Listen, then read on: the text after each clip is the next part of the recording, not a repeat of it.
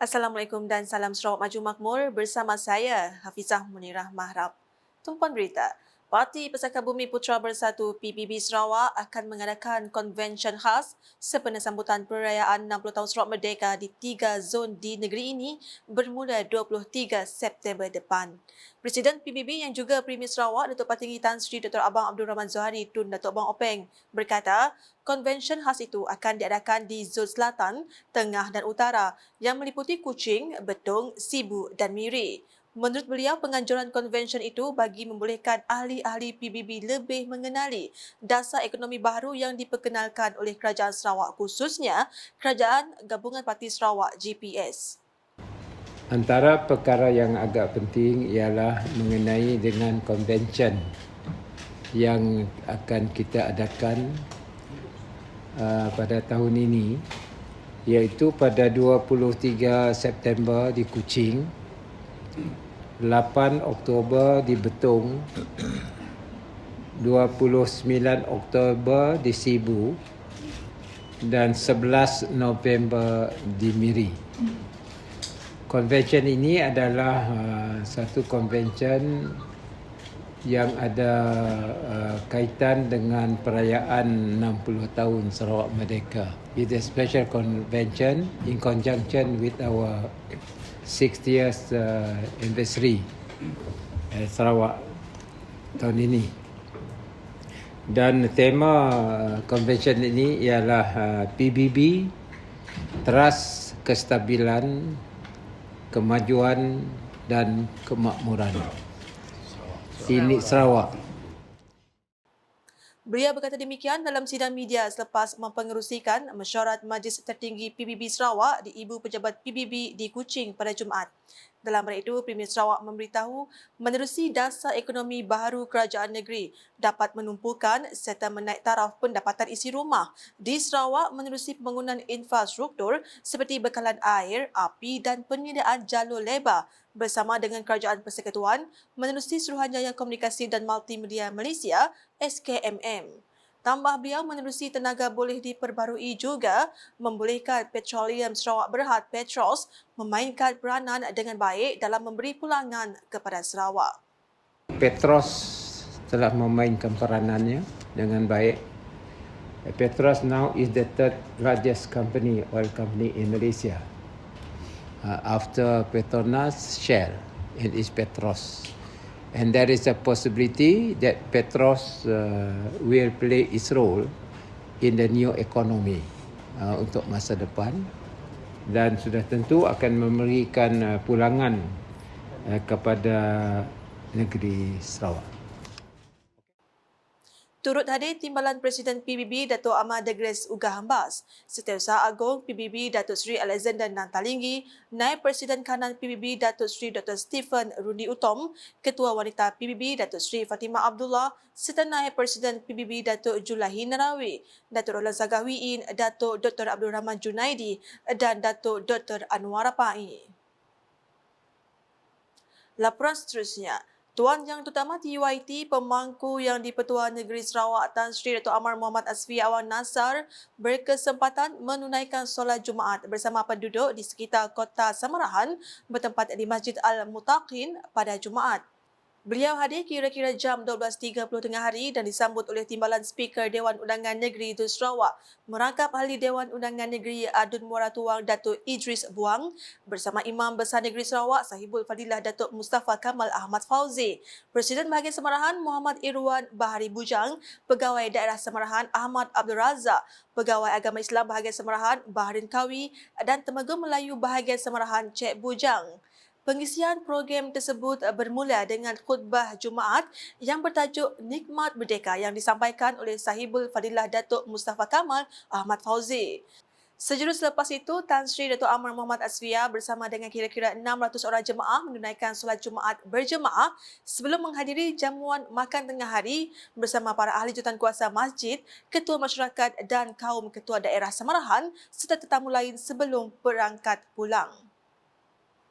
Selanjutnya, Kerajaan negeri terus memberikan sokongan kepada pihak berkuasa tempatan PBT yang memainkan peranan sebagai barisan hadapan Kerajaan Sarawak.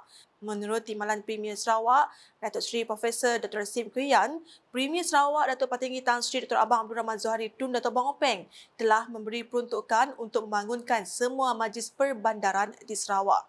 It's a recognition that the local council is an authority. The local council is an authority. You have your own building. Katanya semasa berucap di Majlis Penutupan Taklimat Strategi Pembangunan Pasca COVID-19 PCDS 2030 untuk ahli majlis di Plainview Convention Centre Demak pada Jumaat. Datuk Seri Profesor Dr. Sim menambah, allowance ahli majlis juga akan diselaraskan memandang beban kerja kaunselor semakin bertambah pada masa kini. Dalam hal itu, beliau yang juga Menteri Kesihatan Awam, Perumahan dan Kerajaan Tempatan Sarawak turut memohon para kaunselor untuk lebih berhati-hati dalam menjalankan tugasan serta memberi perhatian kepada aduan tali khidmat kerana terdapat banyak mata yang memerhati pergerakan ahli majlis. I suggest all the council have their own Facebook, and then all the councillors from different part, if you do all this complaint, do all this service, right? You pause or let the council pause on the same Facebook so that the public know that, it's actually the councillor who worked so hard, Ke perkembangan berikut, Malaysia dan China memperkukuhkan hubungan kerjasama dalam bidang kebudayaan serta perdagangan melalui Rasa Event Malaysia Festival yang julung kali diadakan di negara Republik itu. Program anjuran Dewan Perniagaan dan Perindustrian Malaysia (MECAM) tersebut telah dirasmikan oleh Menteri Pelancongan Industri Kreatif dan Seni Persembahan Sarawak Datuk Seri Abdul Karim Rahman Hamzah yang juga mewakili Malaysia. Dalam satu kenyataan media pada Jumaat, Datuk Seri Abdul Karim berkata, kedua-dua negara sentiasa dan akan terus mengekalkan kerjasama baik dalam bidang kebudayaan dan berkongsi platform pertukaran maklumat untuk mencapai kemajuan dalam pelbagai bidang. Menurut beliau, kerjasama Malaysia dan China telah menjadi aspek penting dalam mengekalkan hubungan dua hala di samping memperkenalkan budaya masing-masing melalui penganjuran acara seperti ini. Katanya penganjuran acara ini juga telah berjaya mengorak langkah kolektif ke arah perkongsian budaya, lebih persefahaman, keharmonian dan diharap lebih banyak penerokaan budaya, ekonomi dan sosial kedua-dua negara pada masa hadapan. Turut mengiringi beliau ke China ialah Timbalan Menteri Pelancongan Industri Kreatif dan Seni Persembahan Sarawak, Datuk Sebastian Ting Chiu, Pengerusi MECAM di China, Loh Wei Kang dan pegawai-pegawai kerajaan yang lain. Paparan di Tebedu pula, seramai 36 orang individu di Tebedu menerima sumbangan geran projek kecil luar bandar MRP dan insentif galakkan pelajar cemerlang. Daripada jumlah tersebut, 3 orang wakil daripada gereja dan 33 orang pelajar telah mendapat bantuan kewangan berjumlah keseluruhan RM231,500. Majlis penyerahan cek di bawah unit hal ehwal agama-agama lain Unifor tersebut telah disempurnakan oleh Adun Tebedu Dr. Simon Sinang Bada di Pejabat Pusat Khidmat Tebedu pada Jumaat. Menurut beliau, setakat ini seramai 55 orang pelajar dari kawasan Tebedu telah menerima manfaat insentif gelakkan kepada pelajar yang layak, namun rekod tersebut masih jauh ketinggalan berbanding daerah-daerah lain di Sarawak. Justru beliau menyeru kepada ibu bapa dan penjaga yang hadir dalam majlis tersebut agar sentiasa memantau dan mengambil tahu perkembangan pendidikan anak-anak bagi memastikan mereka mendapat ilmu pengetahuan untuk masa depan.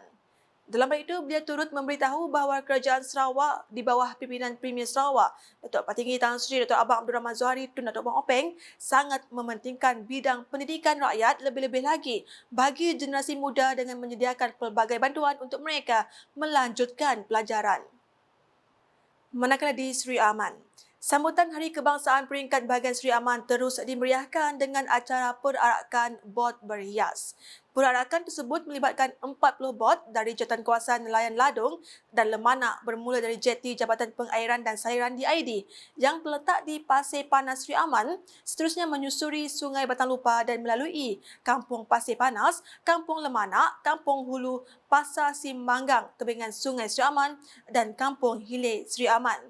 Aduningga Dayang Razak Awang Soho berkata, program tersebut akan dijadikan program tahunan bagi kawasan Sri Aman. Katanya ia sebagai salah satu langkah untuk menyemai kesedaran dan semangat patriotik masyarakat sekitar terhadap erti kemerdekaan. Berucap dalam sambutan tersebut pada Rabu, beliau menambah semangat perpaduan yang tinggi telah menjayakan sambutan yang diadakan pada hari tersebut. Selain itu, katanya pelbagai aktiviti akan diadakan di Sri Aman termasuk Kembara Borneo yang di-Pertuan Agong serta sambutan Hari Malaysia yang akan menjadikan Sri Aman kawasan tumpuan para pengunjung dari luar. Jelasnya program seumpamanya mampu menjana pendapatan khususnya dari sudut sosioekonomi masyarakat setempat.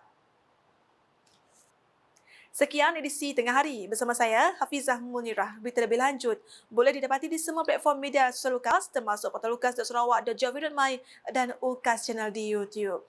Sebelum mengakhiri berita UKAS, saksikan surutan mesyuarat Majlis Tertinggi Parti PBB Sarawak di Ibu Pejabat Parti PBB yang dipengerusikan oleh Premier Sarawak pada Jumaat. #Saluran Informasi Rakyat Salam UKAS.